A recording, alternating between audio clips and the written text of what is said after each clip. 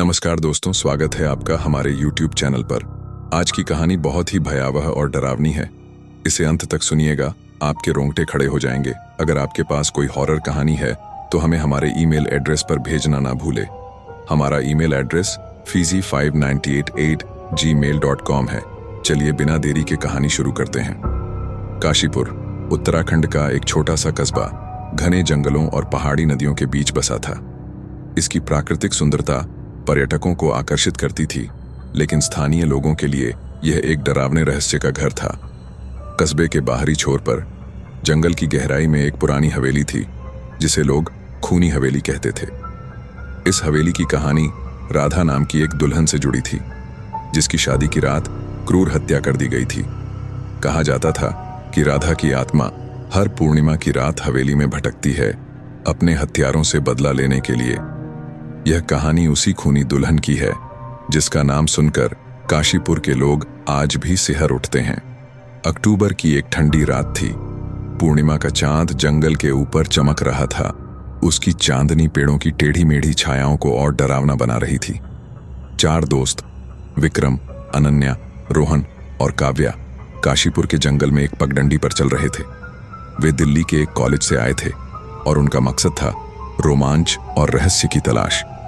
विक्रम एक उभरता हुआ फोटोग्राफर, डरावनी जगहों की तस्वीरें खींचने का शौकीन था।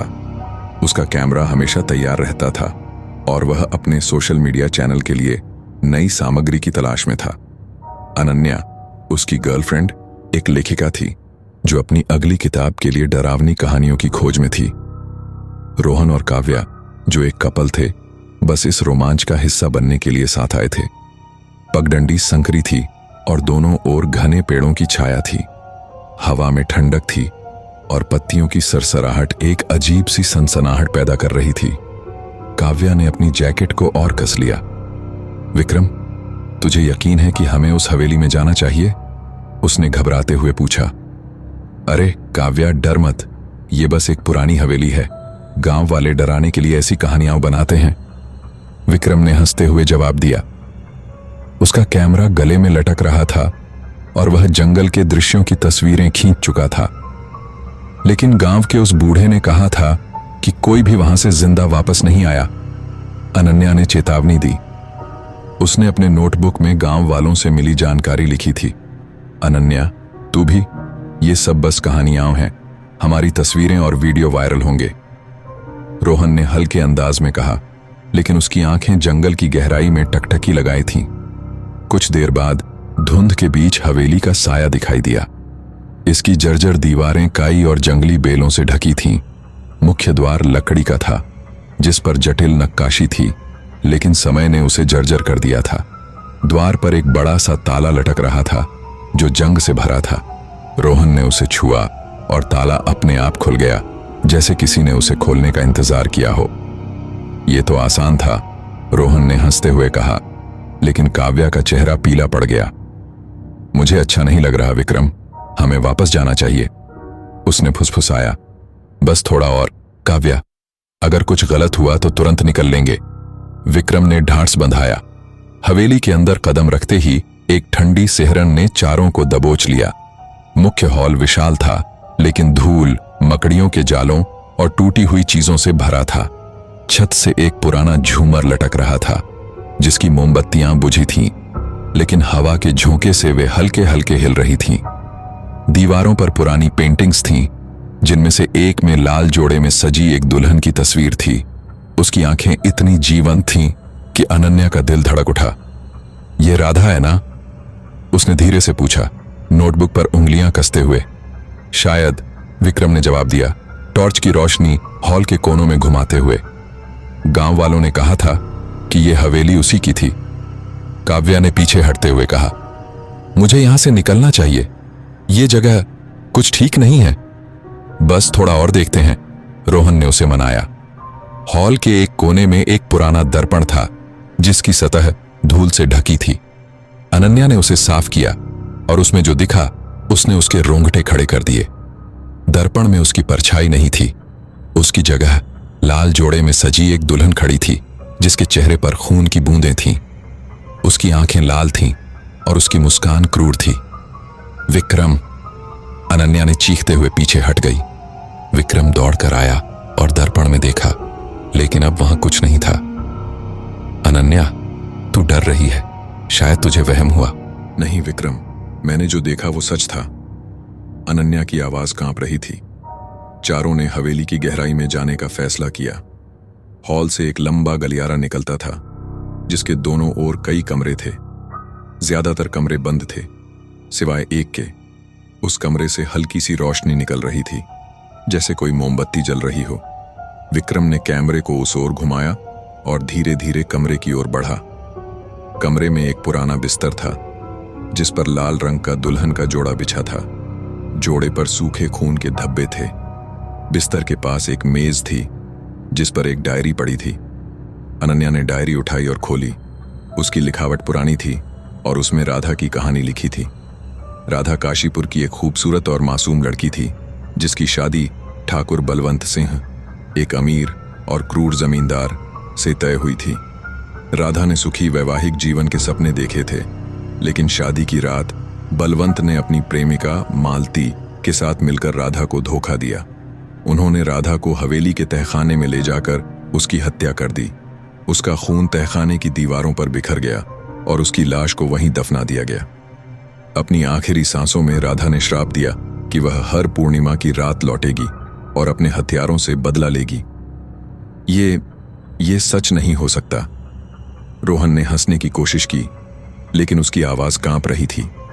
तभी कमरे का दरवाजा अपने आप बंद हो गया। एक ठंडी हवा का झोंका आया और हवेली में एक सनसनाहट गूंजी। विक्रम का कैमरा अचानक बंद हो गया और कमरा अंधेरे में डूब गया। विक्रम, ये क्या हो रहा है? काव्या ने चीखते हुए कहा। एक हल्की सी हंसी कमरे में गूंजी, इतनी ठंडी और भयानक कि चारों के रोंगटे खड़े हो गए। विक्रम ने टॉर्च जलाई और उसकी रोशनी में एक आकृति दिखी। लाल जोड़े में सजी एक दुल्हन, जिसके चेहरे पर खून की बूंदें टपक रही थीं। उसकी आंखें लाल थीं और उसकी मुस्कान क्रूर थी। तुम मेरी हवेली में क्यों आए? उसकी आवाज हवा में तैर रही थी। हम बस यहां की कहानी जानने आए थे, विक्रम ने हकलाते हुए कहा। कहानी? खूनी दुल्हन हंसी। मेरी कहानी खून से लिखी गई है और तुम इसका हिस्सा बनोगे। हवेली की दीवारें हिलने लगीं। एक अजीब सी ऊर्जा चारों ओर फैल गई। अनन्या ने विक्रम का हाथ पकड़ा और दरवाजे की ओर भागी, लेकिन दरवाजा नहीं खुला। दुल्हन की आकृति उनके करीब आ रही थी। उसकी उंगलियों से खून टपक रहा था और उसके कदमों की कोई आवाज नहीं थी। रोहन, कुछ कर, काव्या चीखी। रोहन ने जेब से एक ताबीज निकाला, जो उसे एक साधु ने दिया था। उसने ताबीज को दुल्हन की ओर फेंका और वह पीछे हट गई। यह काम कर रहा है, विक्रम ने उत्साहित होकर कहा, लेकिन दुल्हन की हंसी फिर गूंजी। तुम मुझे रोक नहीं सकते। ये मेरी हवेली है और यहां मेरा राज्य है। फर्श हिलने लगा और एक गुप्त रास्ता खुल गया, जो तहखाने की ओर जाता था। चारों के पास कोई और रास्ता नहीं था। वे तहखाने में उतरे। तहखाने में ठंडी बसी हवा थी और दीवारों पर खून के पुराने धब्बे थे। हवा में सड़ांध और मौत की गंध थी। एक कोने में एक ताबूत था, जिस पर राधा लिखा था। ये उसका ताबूत है, अनन्या ने कांपते हुए कहा। विक्रम ने हिम्मत जुटाकर ताबूत का ढक्कन खोला। अंदर एक कंकाल था, जिसके गले में एक सोने का हार था। कंकाल के पास एक पुरानी तलवार थी, जिस पर सूखा हुआ खून जमा था। यह बलवंत की तलवार होगी, रोहन ने कहा। तभी दुल्हन की आकृति फिर प्रकट हुई। उसके साथ एक और आकृति थी, एक पुरुष की, जिसके चेहरे पर डर और क्रूरता का मिश्रण था। बलवंत, दुल्हन गर्जी, आज तेरा अंत है। दोनों आत्माओं के बीच एक भयानक युद्ध शुरू हो गया। हवेली हिलने लगी और दीवारें छटकने लगीं। अनन्या ने तलवार उठाई और बलवंत की आत्मा की ओर फेंकी। तलवार ने उसे छेद दिया और वह एक चीख के साथ गायब हो गया। राधा की आत्मा ने चारों की ओर देखा। तुमने मुझे मुक्ति दी, लेकिन मेरी आत्मा का एक हिस्सा अभी भी इस हवेली से बंधा है। मेरे हार को नदी में विसर्जित कर दो, तभी मैं पूरी तरह आजाद होऊंगी। राधा की आत्मा के शब्दों ने चारों दोस्तों को एक नई उम्मीद दी, लेकिन डर अभी भी उनके दिलों में बसता था। अनन्या ने कांपते हाथों से ताबूत से सोने का हार उठाया। हार भारी था और उसमें एक अजीब सी ठंडक थी, जैसे वह अभी भी राधा के दर्द को समेटे हुए था। चारों ने तहखाने से बाहर निकलने की कोशिश की, लेकिन हवेली की दीवारें अब भी हिल रही थीं, जैसे राधा की आत्मा उन्हें आजमाने का आखिरी इम्तिहान दे रही हो। वे मुख्य हॉल तक पहुंचे, जहां दर्पण अब भी खड़ा था। अनन्या ने गलती से उसमें झांका, और इस बार दर्पण में राधा की आकृति नहीं थी, बल्कि उसका अपना चेहरा था, लेकिन उसकी आंखें लाल थीं, जैसे राधा का श्राप उसमें समा रहा हो। वह चीखी और दर्पण से दूर हट गई। अनन्या, क्या हुआ? विक्रम ने उसे थामते हुए पूछा। मुझे लगा कि मैं राधा बन रही हूं, उसने कांपते हुए कहा। हमें जल्दी करना होगा, रोहन ने कहा। नदी यहां से ज्यादा दूर नहीं है। चारों हवेली से बाहर निकले, लेकिन जंगल की पगडंडी अब पहले से ज्यादा अंधेरी और भयावह लग रही थी। हवा में फुसफुसाहट थी, जैसे राधा की आत्मा उनकी हर हरकत पर नजर रख रही हो। वे काशीपुर की नदी तक पहुंचे, जो जंगल के बीच बह रही थी। चांद की रोशनी में नदी का पानी चमक रहा था, लेकिन उसमें एक अजीब सी लालिमा थी, जैसे खून की बूंदें उसमें घुली हों। अनन्या ने हार को नदी में विसर्जित करने के लिए आगे बढ़ाया, लेकिन तभी हवा में एक ठंडी सनसनाहट गूंजी। राधा की आकृति फिर प्रकट हुई। इस बार उसका चेहरा शांत था, लेकिन उसकी आंखों में एक गहरा दर्द था। तुमने मेरा विश्वास जीता, उसने कहा, लेकिन मेरी कहानी को दुनिया तक पहुंचाओ, ताकि कोई और मेरे जैसा दर्द न झेले। अनन्या ने हार को नदी में छोड़ा, और जैसे ही हार पानी में डूबा, एक तेज रोशनी फैली। राधा की आकृति धीरे धीरे हवा में गायब हो गई, और नदी का पानी फिर से साफ हो गया। हवेली की ओर से एक आखिरी चीख गूंजी, और फिर सब शांत हो गया। चारों दोस्त काशीपुर के कस्बे में वापस लौटे, लेकिन उनके चेहरों पर डर और राहत का मिश्रण था। विक्रम का कैमरा खराब हो चुका था, और उसकी सारी तस्वीरें मिट गई थीं। अनन्या के नोट्स भी गीले होकर बेकार हो गए थे, लेकिन उनके पास एक ऐसी कहानी थी जो उनके दिमाग में हमेशा के लिए बस गई थी। काशीपुर में उनकी कहानी पर कुछ लोगों ने यकीन किया, कुछ ने हंसी उड़ाई, लेकिन कुछ हफ्तों बाद जब अनन्या ने अपनी किताब में राधा की कहानी लिखी, तो वह बेस्ट सेलर बन गई। किताब के प्रकाशन के बाद काशीपुर के स्थानीय लोग बताते हैं कि पूर्णिमा की रात को हवेली अब पूरी तरह शांत रहती है, लेकिन नदी के किनारे कभी कभी एक हल्की सी फुसफुसाहट सुनाई देती है, जैसे राधा अपनी कहानी को जीवित रखने की कोशिश कर रही हो।